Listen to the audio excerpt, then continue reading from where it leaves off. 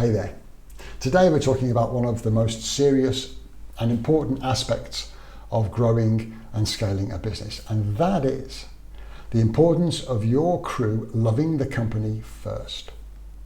Of course, we need to deliver value for customers, profitability for the company, value for the shareholders, but none of that will work or be sustained if your team doesn't enjoy coming to work.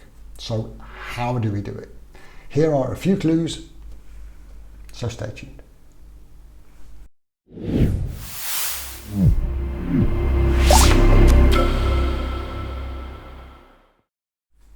Hey there, Ian here once again, and I hope this is catching you happy, healthy and strong.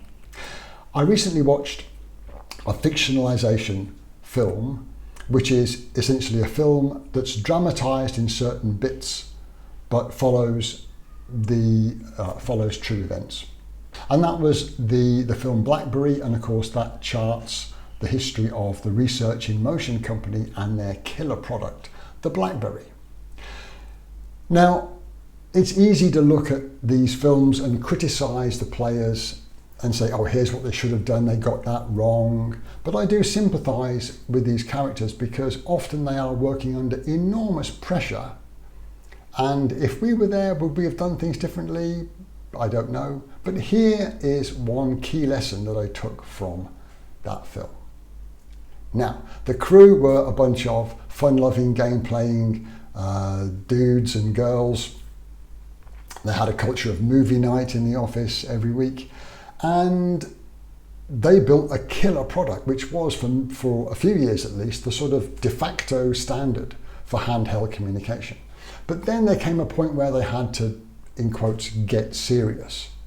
They hired a new COO that essentially crushed the culture. And that was one of a series of steps that led to the eventual overtaking of the BlackBerry by Apple and Samsung and other players. So what do we do?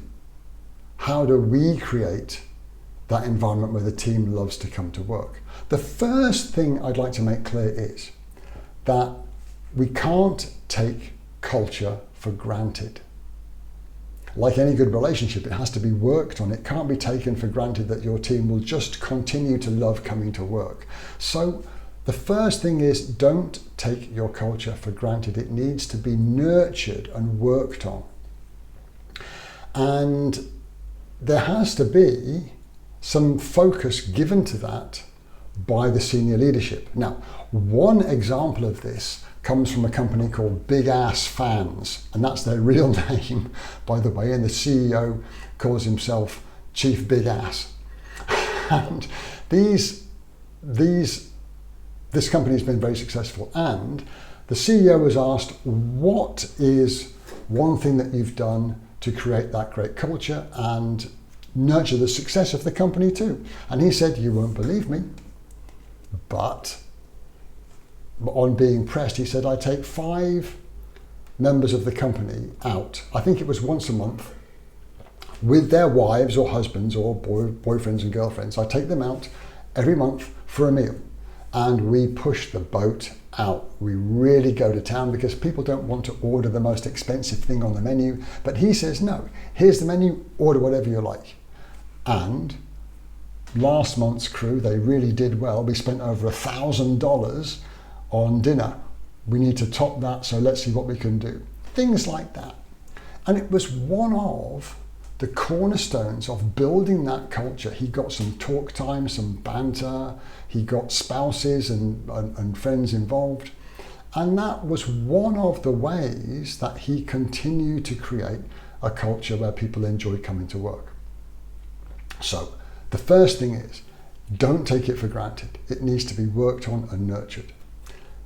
What is one thing that we could do, like Big Ass Fans, that puts a little bit of a system around nurturing the culture? Well, one of the ideas that I have employed with companies that I work with is appointing a CFO, not the Chief Financial Officer, although they're important too. We hire a Chief Fun Officer. And that's not a permanent post. You hold the post for 1 month, and each month it's your job to organise one non-business activity outside work. One per month, and then your job as the CFO is done and it gets handed on to the next person and the next. You can put a small budget aside for this. Attendance is not mandatory. You can't force people to come, but that persistent and regular fun activity outside work and posting photographs and anecdotes from the evening or the activity helps people get involved and attend the next time. You can put a small budget aside and they happen every month without fail. Now, I mentioned that attendance is not mandatory, with one exception, and that exception is the boss. Your attendance is required. Otherwise, it will lose the power and lose the meaning. You can't say, oh, you go and do this, and you don't show up as the boss. You need to be there. Now, here is a footnote for the boss. If you are the CEO or the managing director, the most senior person in the company, here is a note that I discovered by accident. And that is, you go for a fun activity, but there's probably a point where the team actually want you to leave. Now, don't be offended by this. It happened to me when we'd gone for, it was a Friday night, I think we'd gone for a coffee or ice blended something or other at the cafe downstairs. And then the conversation sort of died down a bit. Everybody sort of got a bit quiet and started sort of looking at each other or, being generally quiet. And I realized that they were actually waiting for me to leave. Or that's what I guessed. Because when I politely excused myself, they stayed. And I was happy to go because I was happy that the team weren't leaving and going their separate ways. They wanted to stay together and have some more fun without me. And that's fine. Know when to read the vibe and get out of your way and let your team have fun.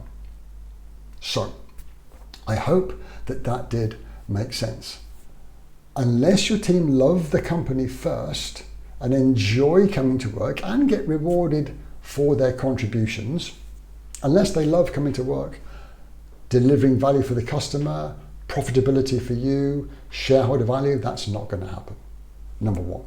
Number two is we have to create that environment. So we have to nurture and take care of that environment like any great relationship.